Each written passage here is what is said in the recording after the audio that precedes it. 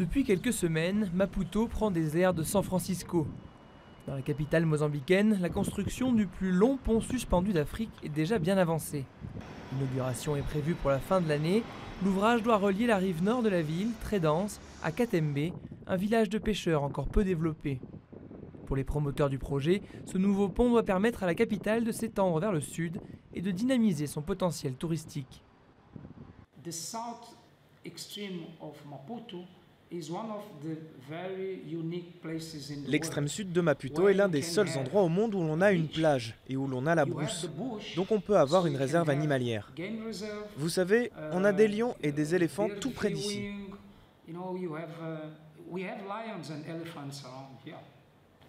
D'une longueur totale de 3 km, le pont enjambe la baie à 60 mètres au-dessus de l'eau. C'est une entreprise chinoise qui est chargée de la construction, également financée par un prêt chinois. Mais son coût élevé, plus de 750 millions de dollars, fait grincer des dents les ONG locales qui critiquent le manque de transparence du projet. Surtout, elles jugent que cet ouvrage gigantesque n'est pas la priorité pour un pays pauvre comme le Mozambique. On n'a aucun chiffre. Il faut un pont pour environ 100 ou 200 voitures par jour de chaque côté.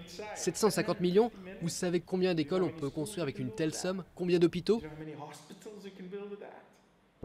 Symbole du boom économique qui a suivi la découverte de gaz dans le nord du Mozambique, ce pont représente un poids supplémentaire pour les finances publiques d'un pays déjà très endetté.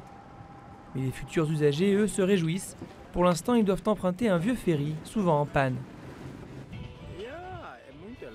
Oui, le coût est très élevé, mais grâce au pont, grâce à la route, il y aura plus de développement. Car on ne peut rien faire sans route. Il faut d'abord une route pour ensuite pouvoir construire des hôpitaux, des écoles. Ce transporteur emprunte le ferry 3 fois par semaine et doit régulièrement attendre 3 heures pour y monter. Grâce au nouveau pont, il ne lui faudra plus que quelques minutes pour traverser la baie.